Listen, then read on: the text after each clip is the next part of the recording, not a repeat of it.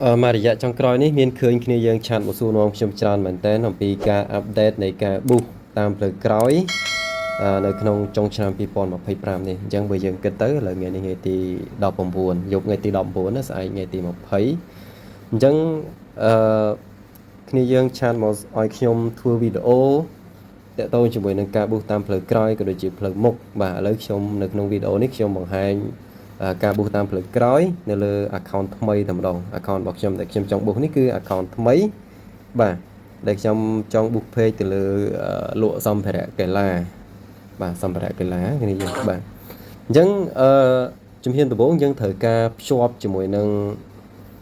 Visa card បាទជាការភ្ជាប់យើងចូលមក ADS account មកហើយយើងចុចទៅលើ account បាទបន្តមកយើងចុចកន្លែង billing payment ហ្នឹងមកសម្រាប់ការយើងដែលយើងចូលដំបូងយើងបង្កើតភ្ជាប់ជាមួយនឹង Visa សម្បត្តិនិមិត្តបាទ Visa សម្បត្តិនិមិត្តបាច់តើកាត់រឿងអីទេបាទចុច billing payment ហ្នឹងមកហើយបន្តមកយើងចុចនេះ add payment នេះចុចត្រង់នេះមកបាទ add payment ហ្នឹងហើយយើងមើល Cambodia ដុល្លារហើយកន្លែង time zone នេះយើងអាចដាក់ភ្នំពេញទៅបាទភ្នំពេញហើយបន្តមកចុច next អានឹងយើងត្រូវមាន Visa សម្បត្តិនិមិត្តដែរឥឡូវខ្ញុំកត់ Visa សម្បត្តិនិមិត្តទុកនៅហ្នឹងហើយយើងចុច next តទៅមុខទៀតអញ្ចឹងខាងលើឈ្មោះនៅលើកាតរបស់យើងឧទាហរណ៍អ្នកនរគ្នាឈ្មោះអីដូចខ្ញុំឈ្មោះសាសានអញ្ចឹងខ្ញុំដាក់ឈ្មោះរបស់ខ្ញុំអញ្ចឹងមកបាទហើយកន្លែង number card នេះអ្នកគ្នាយកពី Visa សម្បត្តិនិមិត្តអញ្ចឹងខ្ញុំសូមកត់កន្លែងហ្នឹងហើយខ្ញុំសូមរំលងបន្ទាប់ពីយើងពេញខាងលើរួចយើងចូលមកបន្ទាប់ខាងក្រោមនេះគឺមានន័យថាថ្ងៃខែជាមួយនឹងឆ្នាំដែលផុតកំណត់អញ្ចឹងអានេះវាផុតកំណត់ថ្ងៃ10ខែ11 2027ព្រោះធម្មតា Visa សម្បត្តិនិមិត្តយើងបង្កើតម្ដងគឺយើងអាចប្រើបានរយៈពេល2ឆ្នាំបាទ CVV នេះគឺលេខ3ខ្ទង់នៅក្រោយការសម្បត្តិនិមិត្តលេខ3ខ្ទង់អញ្ចឹងអ្នកនរគ្នាយកមកបំពេញមកបន្ទាប់ពីយើងបំពេញរួចរាល់យើងធ្វើការចុច save អានេះគឺខ្ញុំបង្ហាញនេះពីដំបូងទៅអាចថាវីដេអូនេះរៀងយូរបន្តិចក៏សូមអធិស្ឋានគ្នាយើងបាទតែពេលខ្លះអ៊ីនធឺណិតដើររៀង slow អញ្ចឹងខ្ញុំអាចកាត់ខ្លះដែរបាទបន្ទាប់មកដល់កន្លែងនេះយើងចុច skip មកអញ្ចឹងVisa card របស់យើងបានបំពេញរួចរាល់អញ្ចឹងការដែល start ដែល Facebook វាឲ្យជំពាក់ចាប់ពី$2ឡើងអ្នកនរគ្នាឃើញកន្លែងនេះហ៎បាទបន្ទាប់មកអ្នកនរគ្នាកុំតន់ប៊ូអ្នកនរគ្នាចូលមកក្នុង account បាទឧទាហរណ៍យើងចង់ប៊ូសទៅលើវីដេអូនេះអញ្ចឹងចុចប៊ូសនឹងមកបាទប៊ូសឬក៏ភាសាខ្មែរផ្សព្វផ្សាយអញ្ចឹងកន្លែងនេះវាឲ្យយើងយល់ព្រមតាមលក្ខខណ្ឌរបស់វាសិនចុច accept មកបន្ទាប់មកកន្លែងនេះយើងប៊ូសអត់ចេញទេយើងត្រូវ start verify ជាមួយនឹងលេខទូរស័ព្ទនេះអ្នកគ្នាឃើញទេយើងចុចទៅលើវាមកហើយយើងដាក់លេខទូរស័ព្ទរបស់យើងតែជ្រើសរើសប្រទេសសិនយើងរកពាក្យ KH បាទ KH នេះ855តមកដាក់លេខទូរស័ព្ទខ្ញុំដាក់លេខខ្ញុំ979945 241 979945 241តមកចុច next បាទអញ្ចឹងកន្លែងនេះមានជំរើសមាន call មានន័យថាគេទេសម្រាប់ប្រាប់លេខកូដហើយផ្ញើសារជាមួយនឹងតាម WhatsApp អញ្ចឹងខ្ញុំយកកណ្ដាល SMS ចុច next បាទបន្ទាប់មកវានឹងផ្ញើលេខកូដដូចជាចំនួន4ខ្ទង់ចូលទៅក្នុងលេខទូរស័ព្ទរបស់យើងហ្នឹងបាទអញ្ចឹងចុចមក touch now មកអូខេអញ្ចឹងយើងរងចាំតិចទៅវាផ្ញើមកយើងយកមកបំពេញឥឡូវចាំមើលតិចសិនបាទផ្ញើមកហើយនេះចុច copy មកហើយយកមកផាសបាទតមក submit បាទអូខេរួចរាល់ទាំងតោះនេះគឺយើងអាច start ប៊ូសបានអ្នកនរគ្នាឃើញកន្លែងនេះអានេះយើងប៊ូសតាមផ្លូវមុខណាបាទបើសិនបើយើងប៊ូសឥឡូវខ្ញុំបង្ហាញតែការប៊ូសតាមផ្លូវក្រោយសិនបាទចូលតាមផ្លូវក្រោយនេះមកមិញខ្ញុំចុចជាប់ដៃមិញវាជាប់ទៅជាការប៊ូសបាទអញ្ចឹងខ្ញុំបិទវិញសិនអញ្ចឹងចុចសញ្ញាបូកខាងលើបាទតមកចុច create នេះអូខេហើយចុចខាងលើមក ចឹងកន្លែងនេះជំរឿសយើងប៊ូសយក engagement ឬក៏ប៊ូសយក message ចឹងឧទាហរណ៍ថាខ្ញុំចង់ប៊ូសយក message ចុចលើ message បាទតែពិតសម័យកាលនេះប៊ូសអត់ពិបាកទេចឹងអ្នកដែលគេនិយាយថាពិបាកអាហ្នឹងអាចថាគាត់មានគោលបំណងអីផ្សេងអាហ្នឹងជារឿងរបស់គាត់អញ្ចឹងទី1ទី2មិនបាច់មើលទេមើលកន្លែងបិទចិត្តទី3នេះកន្លែងនេះបើយើងឃើញថា$2.5ហើយ load daily ខាងលើនេះខាងលើអញ្ចឹងមានន័យថាក្នុងមួយថ្ងៃគឺត្រូវចាយអស់$2កន្លះបាទបើសិនបើយើងយកខាងក្រោមគឺមានន័យថា live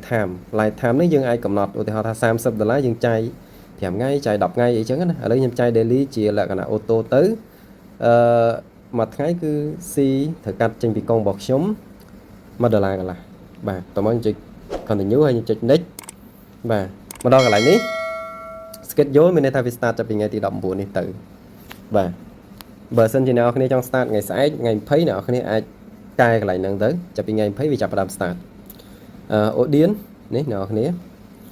audience ចុច select ទៅលើវាមួយមកហើយចុច show more កន្លែងនេះយ៉ាងកន្លែងនេះគឺអាយុចាប់ពី18ឡើងបើអ្នកនរគ្នាចង់កែដាក់អាយុប៉ុន្មានមើលផលិតផលសម្រាប់មនុស្សចាស់អីចឹងអ្នកនរគ្នាអាចកែតាមហ្នឹងទៅតោះមកចុច show កន្លែង more នេះទៀតមកនេះខាងក្រោមនេះបាទ show more កន្លែងនេះ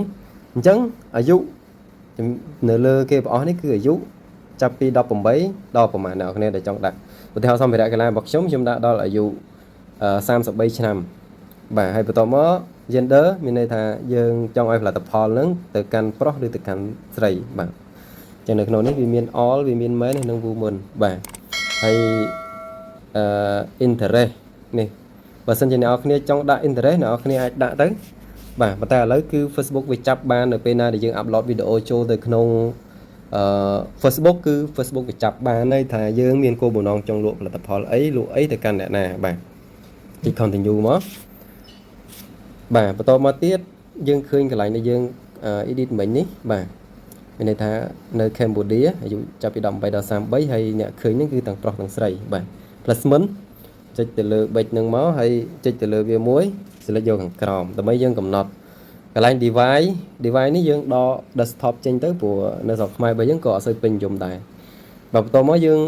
ទុកតែ Facebook feed Instagram feed បាទកន្លែងនេះដកចេញដែរ Instagram story ក៏ដកចេញទុក message story ទៅបាទទុកទៅ3ហ្នឹងបានហើយបន្តមកចុច next ព្រោះដោយសារយើង boost យក message next ទៅមុខទៀតអញ្ចឹងកន្លែងនេះកន្លែង add setup នេះអ្នកនរគ្នាចុចទៅលើវាមួយបាទតាមដំណាក់កាលបើអ្នកនរគ្នាមើលអត់ទាន់អាចទៅក្រោយថយទៅក្រោយតិចទៅហើយចុចកន្លែង create add នេះយកដែលយើងផុសយើងបានផុសរួចណាយកក្រោមនេះមកបន្តមកចុច continue ហើយយើងយកកន្លែងផុសនេះយើងអាចទៅ select វីដេអូដែលយើងចង់ប៊ូសបើថាយើងចង់ប៊ូសវីដេអូមួយនេះវីដេអូនេះឬក៏រូបភាពអីមាននៅក្នុងនឹងស្រាច់អញ្ចឹងឧទាហរណ៍ខ្ញុំចង់ផុសប៊ូសវីដេអូនេះវីដេអូដែលខ្ញុំទៅតែផុសមិញនេះដែរតោះមកយើងថយទៅវិញបាទចុចកែកន្លែងនេះចុចខាងក្រោមគេបងអូបាទបន្តមកចុចបើសិនជាកន្លែងនេះវាអត់លោត message ទេអ្នកនរគ្នាអាចកែដាក់ message ទៅបាទចុចទៅលើវាមាន subscribe មានអីផ្សេងៗណាបើសិនអត់លោតពាក្យ send message ទេអ្នកនរគ្នាអាចកែវាទៅហើយ edit ខាងលើ edit message នេះខាងក្រោមនេះបិទវាអស់ទៅទុកតែប៉ុណ្នេះទៅបានហើយយើងសរសេរអក្សរដែលយើងបាទសរសេរដូចខ្ញុំក៏បានដែរឧទាហរណ៍សួស្ដីបងព្រោះដោយសារមិញវីដេអូមិញគឺខ្ញុំលក់ខោអាវកីឡាឧទាហរណ៍សួស្ដីបងបងត្រូវការអាវមួយណាដែរសូមផ្ញើរូបយ៉ាងចុះបាទ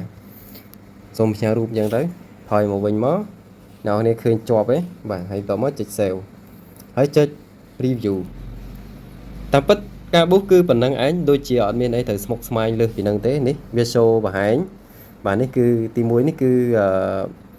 video feed បាទទី2នេះគឺ message ហើយទី3នេះគឺ Instagram ព្រោះដោយសារខ្ញុំជ្រើសរើសយកតែ3ហ្នឹងទេអញ្ចឹងណាបាទតោះមកយើងចុច public បាទចុច public មកអញ្ចឹងកន្លែងនេះអ្នកនរគ្នាកុំជ្រើសរើសយកខាងស្ដាំជ្រើសរើសយកខាងឆ្វេងនេះ not now នេះបើសិនជាអ្នកនរគ្នាជ្រើសរើសយកស្ដាំនេះវាអាចចេញមក add ពី add ទៀតបន្ថែមបាទចុច not now នេះមកអញ្ចឹង add ដែលយើង boost មិញនៅខាងលើនេះបាទព្រោះមិញខ្ញុំច្រឡំចុច boost មិញអ្នកនរគ្នាឃើញហើយខ្ញុំលុបចេញសិន tục ta nhung buộc mình đi ba đấy bà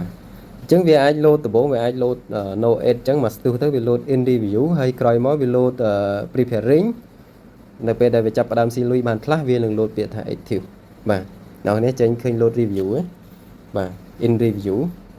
in review តាមប្រភេទវីដេអូរបស់យើងបើសិនជាវីដេអូរបស់យើងមួយចំនួនទៅវាអាចនឹងយូរ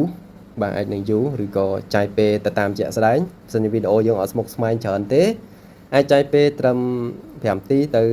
20នាទីយ៉ាងយូរគឺ active ហើយបាទនេះគឺទម្រង់ដែលខ្ញុំប៊ូសប្តាហ៍គឺប៊ូអញ្ចឹងឯង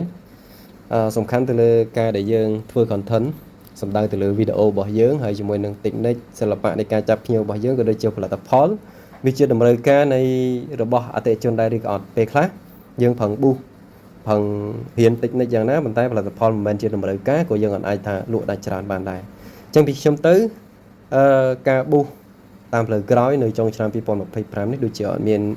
កែប្រែអីត្រង់ណាទេគឺធម្មតាហើយអ្នកគ្នាមានបញ្ហាអីឆ្ងល់អីគឺអាចសួរនាំតាមខ្ញុំបានបាទសួរនាំតាមខ្ញុំបានតាមរយៈការ comment ឬក៏ឆាតចូល Telegram របស់ខ្ញុំបានសូមអរគុណ